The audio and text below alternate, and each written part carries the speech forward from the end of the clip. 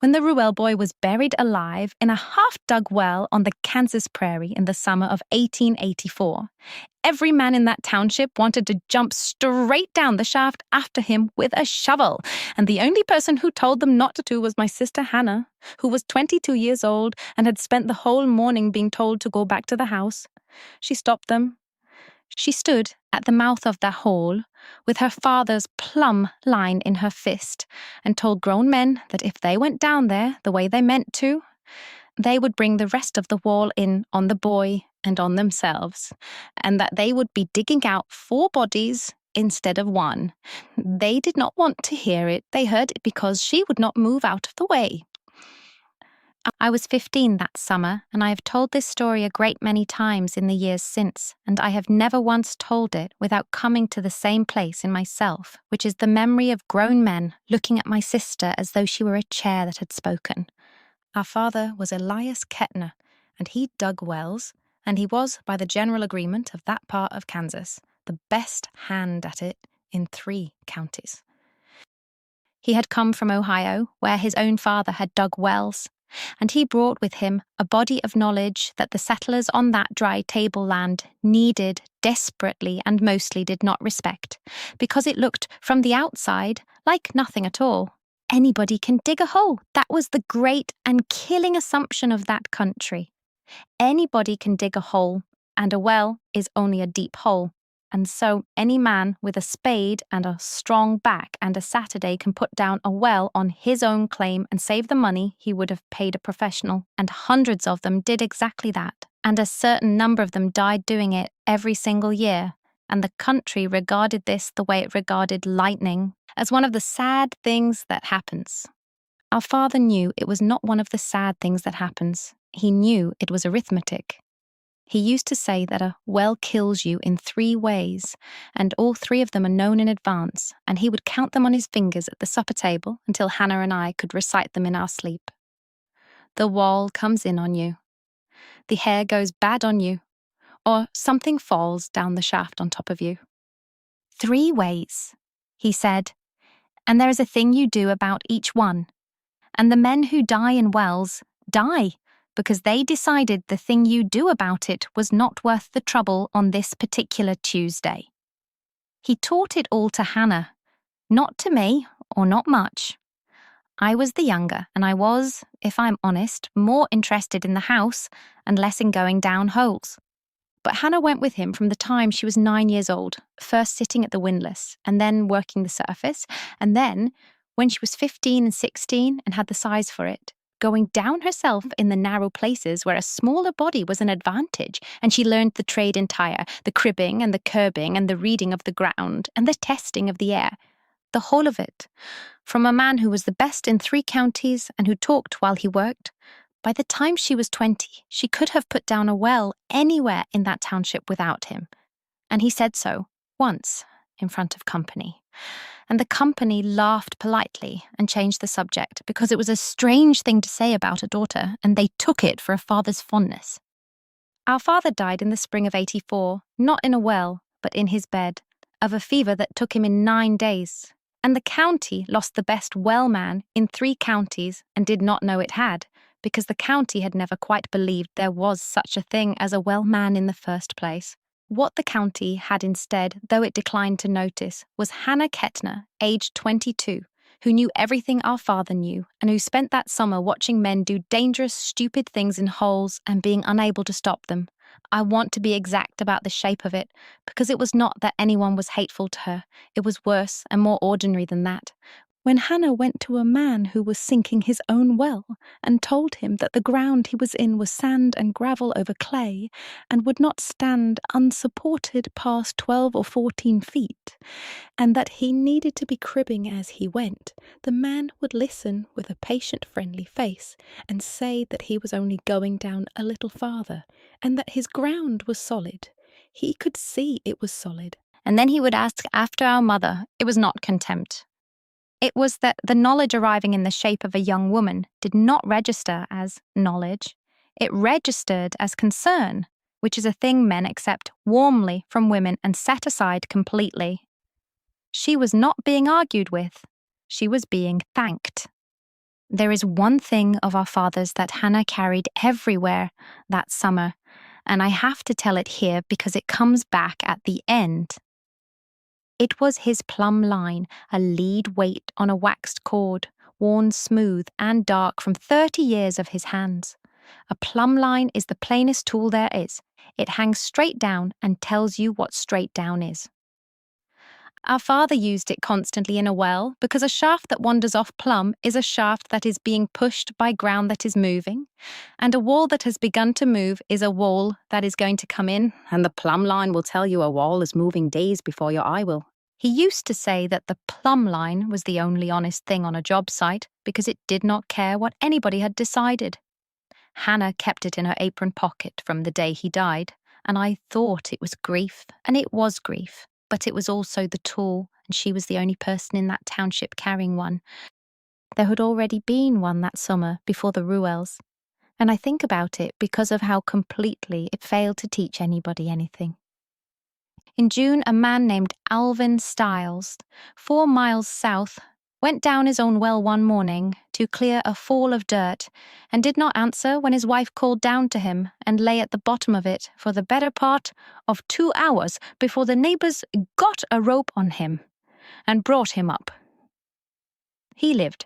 The air had gone bad down there in the way our father had counted on his second finger, and Alvin Stiles came up grey and vomiting and did not remember any of it, and he was lucky, past all reckoning, because the man who went down after him could as easily have been the second one lying there. Hannah went to see him when he was well enough for company. She brought him a candle.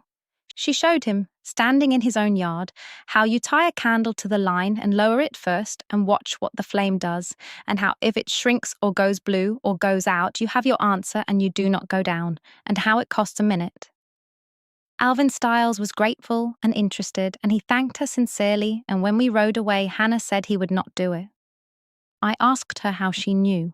She said because he had told her twice that he had been going down that well for 6 years and never had a bit of trouble, and that a man who says that is not telling you about his well, he is telling you what he has decided about his luck.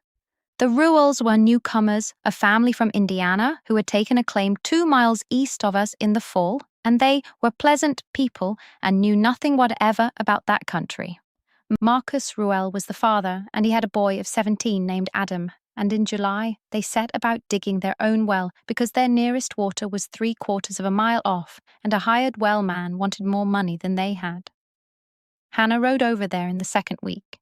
She'd seen the spoil pile from the road, and she knew what the ground was on that quarter section because our father had put down 2 wells within a mile of it. And she knew that the Ruells were digging in the worst sort of ground there was, dry sand and gravel to about 15 feet, sitting on clay, which will stand up beautifully and look like the soundest material in the world right up until the moment it does not. She told Marcus Ruell that. She told him he had to crib it, and she told him how. And she offered, and this is the part I have never gotten over, she offered to help him do it for nothing, because she had the timber sense and knew the sizes. Marcus Ruell thanked her very kindly. He said the ground was standing fine, and she could say for herself it was standing fine, and that he would surely think about it, and he asked whether our mother was managing all right since our father passed. And Hannah rode home and did not say anything at supper, and went out and sat on the step for a long time in the dark. And I brought her out a cup of tea, and she said, without any heat in it at all, they will let that boy go down there tomorrow. The wall came in on Adam Ruell on the 11th of August at about 9 in the morning, when he was at 22 feet and his father was at the windlass. It did not come in all at once, which is the thing people always get wrong about a cave-in. A well does not usually collapse the way a building falls.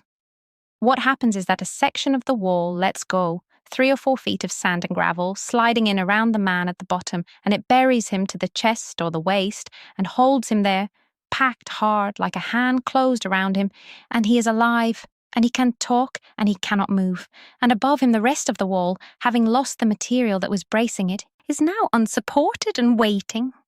Marcus Ruell hauled up the bucket, which was empty, and shouted down the shaft, and his son answered him. That is the detail that made that whole terrible day what it was. The boy answered. He was conscious and buried to the middle of his chest, and every man who came running to that hole over the next hour could hear a 17-year-old boy talking to them from 22 feet down, and could see a rope and could not be told anything at all about why they should not simply go down and get him. I rode over behind Hannah on our own horse. By the time we got there were 9 or 10 men at that well, and more coming, and 2 of them were already rigging a rope to go down, and one of them, Del Purvis, who was a good man and a strong one, and had known Adam Ruell since the boy was small, had his boots off and was tying the line around himself. Hannah got off the horse and walked to the mouth of the well and looked down it, and then she did the thing that I think of when anyone uses the word courage in my hearing. She stood in front of Del Purvis and told him he was not going down. I will not pretend that went well. He told her to get out of the road. Marcus Ruell, who was out of his mind by then, the way any father would be, shouted at her that his son was down there and alive, and had she gone mad. Somebody said something about a girl telling men their business at a time like this. And Hannah stood there with our father's plumb line in her fist, and did not move, and did not raise her voice, and said, "Listen to me for 1 minute and then do whatever you want." She got her minute. I have thought a great deal about why, and I believe it was 2 things.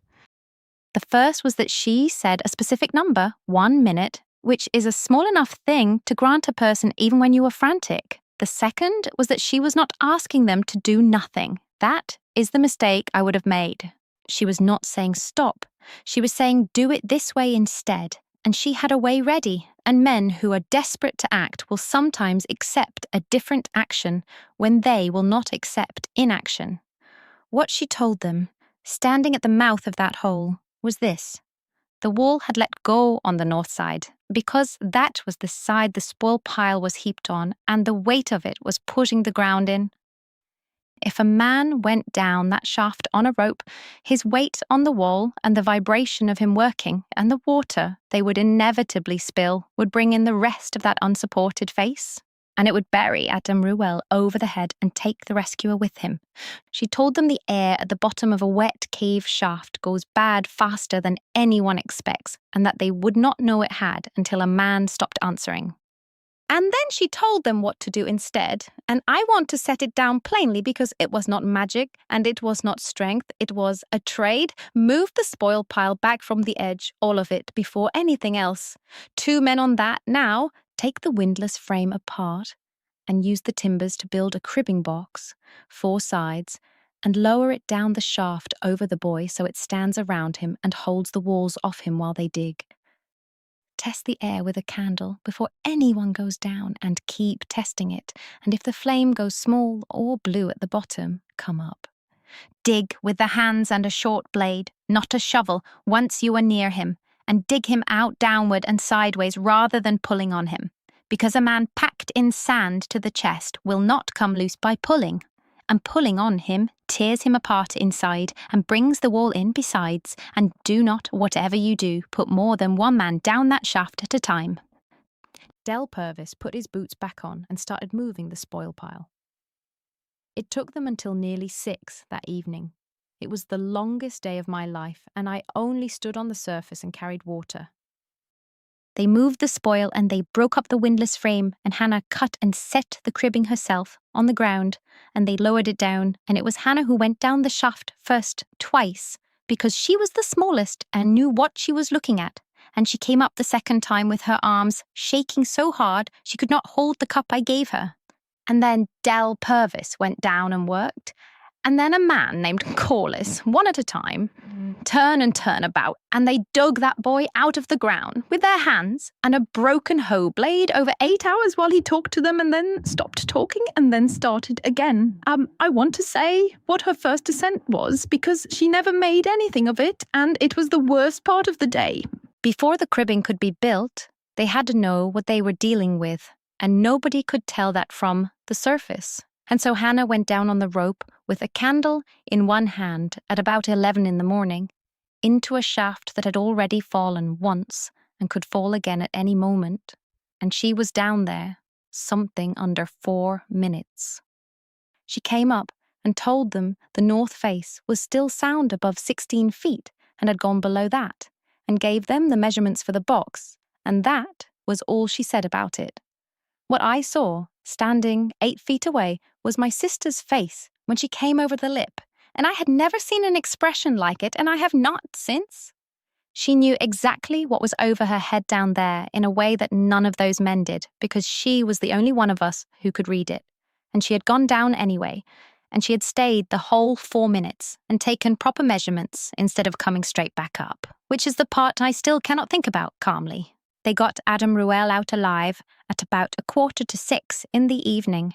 His legs were ruined for a year, and he limped on the right one the rest of his life. And there was a long time that autumn when the doctor from Cottonwood thought he would lose the foot, and he did not lose it. The wall did not come in again. Nobody else was hurt. I want to be honest about how that summer ended, because the ending is not the one a story wants.